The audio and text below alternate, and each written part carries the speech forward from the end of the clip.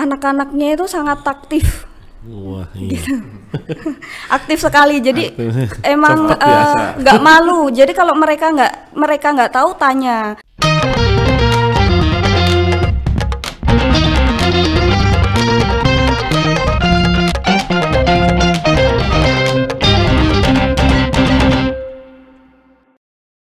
Assalamualaikum warahmatullahi wabarakatuh. Sobat PK yang dirahmati Allah Subhanahu wa taala, kali ini kita berada di program acara Eskul kita. Masih bersama Ustadz Adi dalam program yang akan membahas tentang eskul-eskul yang ada di SD Muhammadiyah program khusus Kota Barat Surakarta. Sekolah kalian ya ini ya. Nah, eskul yang pertama kita hadirkan di studio podcast untuk edisi kali ini yaitu eskul coding dengan narasumber yang tentu kalian sudah mengenalnya. Yang ikut eskul coding tentu tahu, dan kalian yang belum mengenal, wah ini saatnya untuk mengenal. Dan narasumber kita, wah yang satunya tentu sudah tahu karena guru 1 sampai 6 nih. Semangat ini diborong semua, yaitu bersama Usmuklis. Hai Usmuklis, gimana? Baik, alhamdulillah. Alhamdulillah ya. Nah, kita kelihatan ini Tat. Biasanya untuk orang-orang yang IT itu biasanya di belakang layar. Sekarang kita di depan layar. Wah, di layarnya itu ya Tat ya.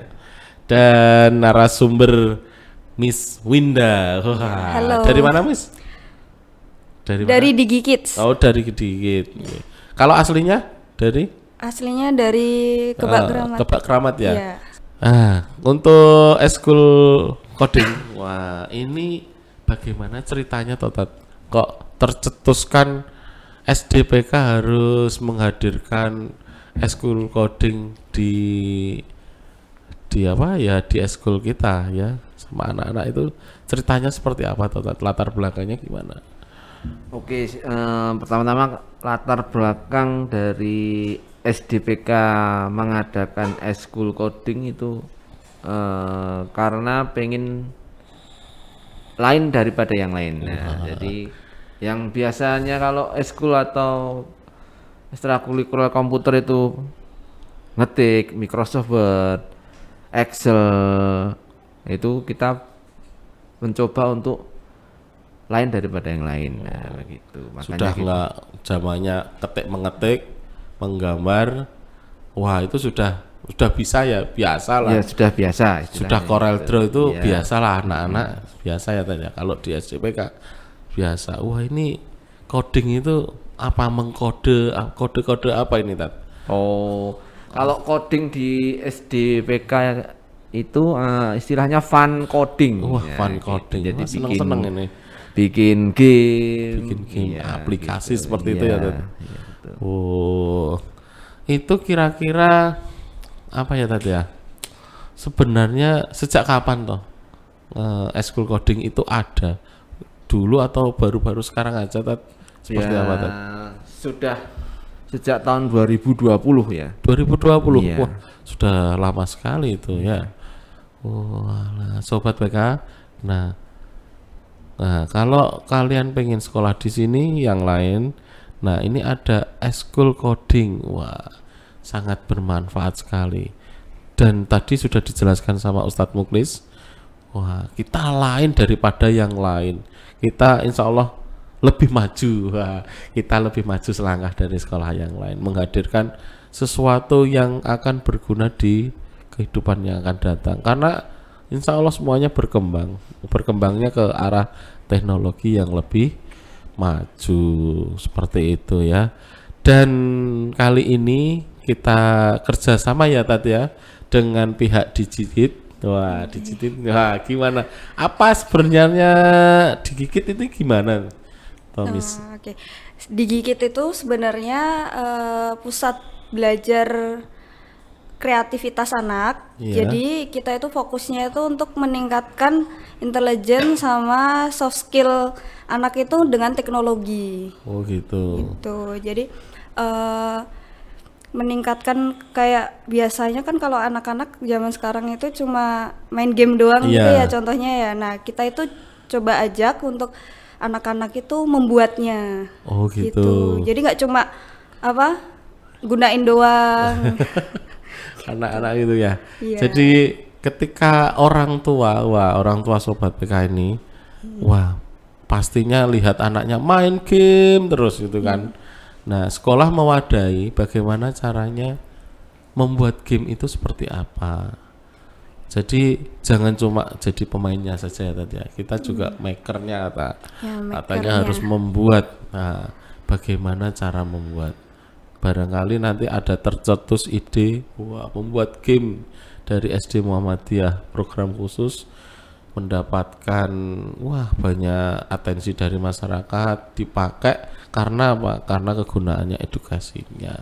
Kira-kira pelaksanaannya kapan ya Ustadz Muklis? Kalau eskul coding ini dilaksanakan setiap hari apa gitu?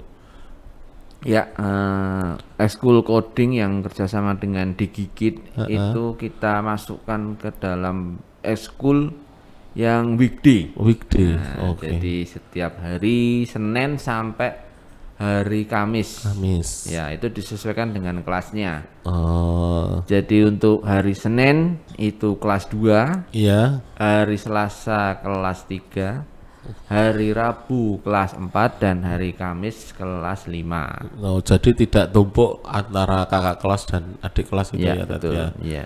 Nah, memudahkan untuk saling belajar karena kalau ada junior senior nanti berbeda ya Iya. tadi ya. Wah, kira-kira peminatnya seperti apa, Tat? Banyak atau sedikit atau seperti apa ya? Wah, iya. Alhamdulillah peminatnya banyak. Di tempat kita itu jumlah murid untuk codingnya itu kan dibatasi pakai kuota. Jadi setiap kelas, per tiap jenjang itu kelas coding itu hanya 30 orang. Iya, 30 orang. Tapi ada satu kelas yang sampai 31 orang. Nah, gitu. Bagaimana itu, Tat? Yang satu itu? Ya, yang satu itu terus akhirnya pihak sekolah ya tetap memfasilitasi dengan memberikan komputer Iya. atau unit komputer tambahan gitu. Oh, gitu. Jadi enggak istilahnya salah satu itu dibiarkan saja ya, enggak, Ya, karena aset iya. penting ya tadi Iya, ya. betul. Anak-anak terwadahi semuanya, jadi ada pengadaan komputer lagi. Iya. Kalau untuk digigit selama ini gimana rasanya kerja sama kita dengan pihak sekolah dengan Digigit gimana untuk tahun dari tahun 2020? Kalau untuk sebelumnya udah pernah mulai dari 2018 itu kan robotiknya dulu. Oh, robotik. Ya. Oh, iya. Terus codingnya mulai dari 2020.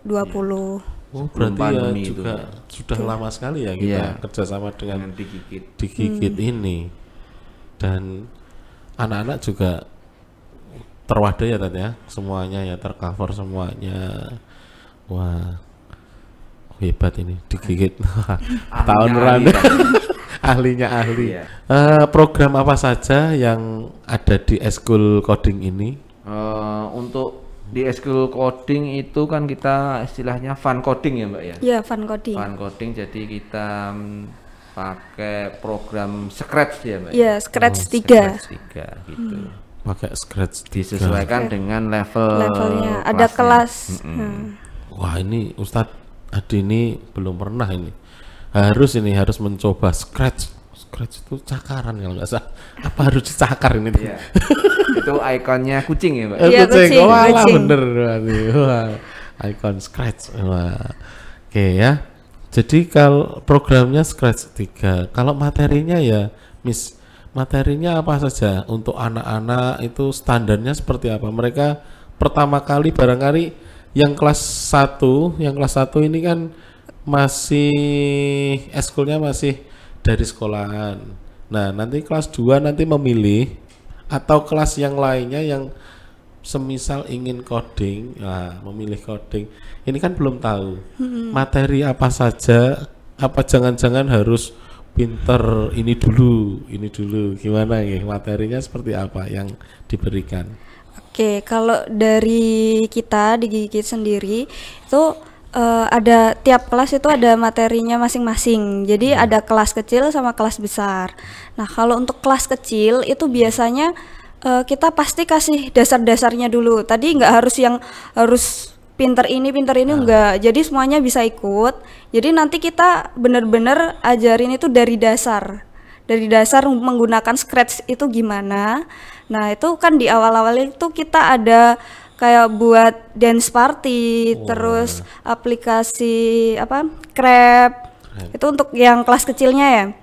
Terus kalau udah mulai bikin gamenya juga kan dari kelas 2-nya itu. Nah, itu gamenya Maze yang baru awal-awal, terus sama yang Pong yang memantulkan bola-bola gitu. Main pingpong kayak gitu ya. Iya, tapi untuk awal-awal jadi tetap semuanya bisa ikut masuk kelas ekstra coding ini. Wah. Jadi nggak perlu khawatir. Wah, hebat sekali. Tercover semua.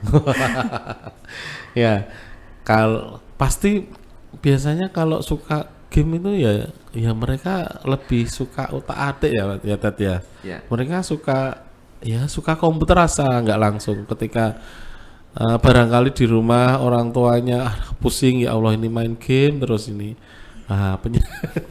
dianggap penyakit. Mungkin di sekolahan wah itu juga ada manfaatnya ya tadi ya. Iya. Bisa digunakan diberikan jalan anak untuk sesuai dengan minat bakatnya. Eskul itu kan minat bakatnya. Jadi anak-anak juga terwadahi ya. Otak-atik gitu. Nah, kalau Ustadz Muklis ini komputernya gimana ini? Wah, suka sekali nge-game ini. Iya. Buat game ini sekarang ya Tat ya. Sekarang mencoba membuat game. Yeah. Ya, game-game yang simple dulu aja. Yeah. Kelasnya kan gitu. Iya, rata-rata game yang mendunia itu ya cuma seperti Fluffy Bird itu ya juga simple kan. Simple tapi ya juga dinikmati oleh semua orang, baik anak-anak muda maupun dewasa. Orang tua barangkali ya juga karena simpelnya itu ya. Dan tadi ada beberapa game, ada Pong ya, kayak seperti pingpong itu ya. Itu ya enak aja. Kalah nggak stres. Menang juga seneng itu kan. Nggak sepaneng. Terus bikin penasaran, pengen main terus.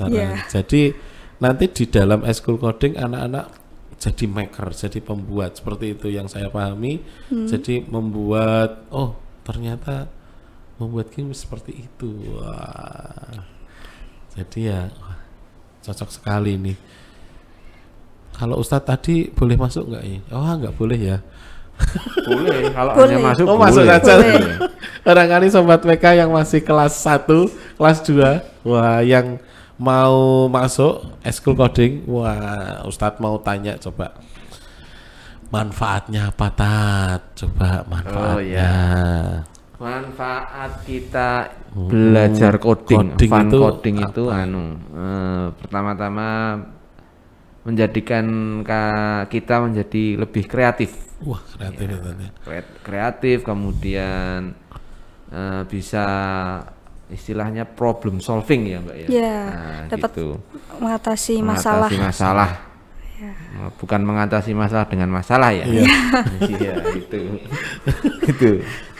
Tetap ada solusinya ya. Solusinya pasti. Ada solusinya. Tapi anak-anak kadang tambah mumet apa enggak itu kalau bahasa program yang saya tahu, wah harus jelenik ini apa? Program coding itu seperti apa toh? Apakah harus mumet, harus pakai bahasa apa asing atau gimana Tat? Enggak, karena di Scratch itu kan fun coding. Jadi user friendly ya Mbak? Iya, user friendly. Lebih user friendly. Kalau penasaran ya monggo nanti masuk. Yang kelas 1 yang mau naik kelas 2 mencoba. Wah, ya wajib itu, wajib dicoba. Tapi kuota cuma 30 gitu. Wah, harus cepat-cepat, cepat. Iya. Siapa cepat dia dapat. Wah. Tapi nggak cuma kelas 1 doang ya, yang kelas selanjutnya yang lain kalau pengen Nggih. Soalnya kan tahapannya juga beda kan dari iya. kelas kecil ke kelas besarnya. Nah, yang kalau yang sudah kelas besar itu kan kalau kelas kecil ya, itu ya materinya masih tadi ada yang dasar pengenalan, membuat game yang sederhana. Tapi kalau yang kelas atas seperti apa, Miss? Oke, kalau untuk kelas atasnya Iya. itu bikin game juga ada. Nah, itu contohnya terakhir itu bikin Gobo Space. Google Space. Itu jadi kayak dia nanti gamenya itu di luar angkasa gitu. Heeh. Nah, nanti ada skornya. Bedanya itu kalau di kelas kecil itu kan belum ada skor, terus belum ada variabelnya gitu kan. Nah, kalau di kelas besar itu udah mulai ada skor, terus ada latarnya itu kan biasanya kalau untuk kelas kecil itu cuma satu latar atau dua latar. Nah, kalau di kelas besar itu udah ada beberapa, bisa 3 atau lebih. Jadi ada seumpama nih, game kan ada buat starnya, latar star sendiri, latar buat untuk gamenya itu sendiri, terus untuk latar game overnya itu sendiri. Jadi kalau semakin kelas besar itu istilahnya pengkodangannya semakin banyak gitu. Ya, perintahnya semakin banyak. Dan semakin kompleks juga. Iya. Jadi ketika ya dimulai dari dasar dulu ya, Iya. kelas 2 itu ya tentang dasarnya saja yang simpel-simpel. Perintahnya, pengkodeannya, perintahnya yang simpel. Nanti kalau sudah kelas 5 nanti ya juga akan bertumbuh kembang ya, Bang, ya. Nggak cuma game-game yang hanya ding dung ding dung nih gitu kan, hanya ping dan pong saja ya. Tapi nanti beberapa ada skornya, ada warnanya ketika menang, ketika tertembak nanti warnanya juga apa kan gitu. Banyak banget gamenya ternyata. Gak cuma harus menyelesaikan 1-2, ternyata ada banyak tadi ada. Harus ikut ini. Siswa Meskipun fun SMA. kan tetap bisa dikreasi. Iya. Harus fun. Kalau eskul itu harus fun, Menurut saya kalau eskul itu harus fun. Karena apa? Itu kan di luar jam pembelajaran. Iya, betul. Nah, capeklah kita pembelajaran terus. Kalau eskul itu kan wadah untuk mengembangkan diri, minat bakat kita. Jadi sangat cocok untuk siswa yang suka otak-atik komputer tentang ini ngegame ini cocok karena banyak sekali nih ngegame ini banyak, apalagi kemarin ya sampai pandemi ini banyak sekali yang secara nggak langsung ya di rumah saja ya main game. Dampaknya bagi teknologi juga perkembangannya juga bagus. Nah, sekarang ini Tat, mengapa kok pihak sekolah ini kok kerjasama dengan Digigit? Ini kenapa ini? Oh iya. Dari 2018 robotik ya tadi. Robotik itu kita memutuskan bekerjasama dengan Digigit itu karena beberapa seleksi juga sih Tat. Ada seleksinya juga. Ada, maksudnya yang istilahnya lembaga belajar kreatif kayak Digigit itu kan di Solo banyak ya Mbak ya. Iya banyak. Nah terus kita seleksi dengan pimpinan dan kita memutuskan bahwa ahlinya ahli ya Digigit itu. Gitu. Ramah anak. Iya. Terus juga program mereka juga jelas gitu kan. Jadi ada tujuannya. Iya. Anak-anak sudah langsung bisa gitu. Keluar sudah bisa ini. Iya. Terus kan ini, kalau dari pihak Digigit itu tentornya atau pengajarnya itu enggak cuma hanya 1 tapi kadang-kadang 3 bahkan 4 tergantung kelasnya. Kalau kelasnya banyak ya mentornya banyak gitu. Jadi anak-anak enggak cuma 1 center itu ya. Iya. Mereka juga kadang-kadang Ustadz ini gitu. Kalau 4 itu kan lebih enak tercover. Nah, kalau dari Digigit gimana? Kesannya mengajar di SDPK yang seperti ini gimana rasanya ini? Kesannya seneng banget ya, soalnya alhamdulillah ruangannya sendiri, labnya itu memadai. Jadi kita teachernya tuh, gurunya tuh mudah menyampaikan. Iya. Soalnya kan komplit kan, ada proyektor, terus ada mic juga kan, karena banyak murid kan, kalau cuma suara doang kan kurang. Nah, mereka juga sini juga menyediakan mic, itu kita sangat terbantu. Terus juga anak-anaknya itu sangat aktif. Wah, iya.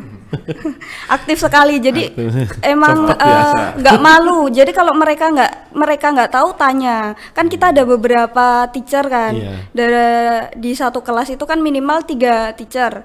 Nah itu anak-anak itu kalau emang dia kesusahan atau kurang paham, itu pasti dia angkat Langsung tangan gitu ya? dan dia bicara gitu. Oh iya, salah satunya seperti itu. Jadi anak-anak respect banget. Ketika diajar sama siapa, ketika belum paham juga bertanya, nggak takut. Sekarang anak-anak hebat sekarang, anak-anak itu super sekali. Nah, kalau di sini kesannya seperti itu. Nah, ada nggak rasa capek itu ada? Oh, kalau capek pasti ada, tapi seneng sama kan anak-anak ini. seneng soalnya kan ini anak-anak aktif ya. Iya, jadi aktif kayak banget. kita menyampaikan materi, terus ada feedback kayak tanya gitu, kita malah seneng. Ya? Jadi kan berarti ini anak nanti tuh paham sama materi yang kita sampaikan. Gitu. Jadi anak-anak nggak usah ragu, kalau nggak tahu bertanya. Para ustadzah dan teachernya ini senang sekali. Kalau ditanya itu, wah mesti kita punya solusinya untuk semisal kalian stuck apa, nggak bisa apa, nanti insya Allah ada. Oh nanti harus seperti ini, codingnya seperti ini, harus ini. Oke. Ustadz Muklis, kedepannya seperti apa? Eskul coding ini seperti apa? Untuk kedepannya ya, saya berharap yang ikut eskul coding itu terus berkembang dan bisa membuat atau menciptakan aplikasi ataupun game yang bermanfaat, karena banyak sekali kan sekarang gadget itu kan sudah seperti luar biasa perkembangannya luar biasa gitu. Kalau kita hanya sebagai pengguna ya biasa gitu. Tapi kalau kita sebagai maker yang disebutnya Mbak tadi kan angka luar biasa, wah lulusan SD PK bisa bikin aplikasi apa mobile gitu kan. Bisa chatting, bisa game, bisa nggak cuma hanya game saja, bisa ya, apa-apa, aplikasi apa-apa chat. Kalau dulu kan ada chatting, ada ini, ada antivirus, ada ini, bisa. Terima kasih untuk kedatangannya yang dari Digigit, juga terima kasih mau berkunjung di podcast Serambi Kota Barat dari program acara eskul kita ya. Terima kasih. Dan Sobat PK, terima kasih semuanya. Jangan lupa selalu belajar, selalu cari tahu. Nah, salah satunya dengan cara, kalau kalian belum paham, kalau kalian suka, kalau kalian pengen tahu apa itu permainan, jangan jadi mainnya saja. Harus mencoba membuat. Nah, biar kalian lebih kreatif seperti itu ya. Terima kasih. Assalamualaikum warahmatullahi wabarakatuh. Waalaikumsalam.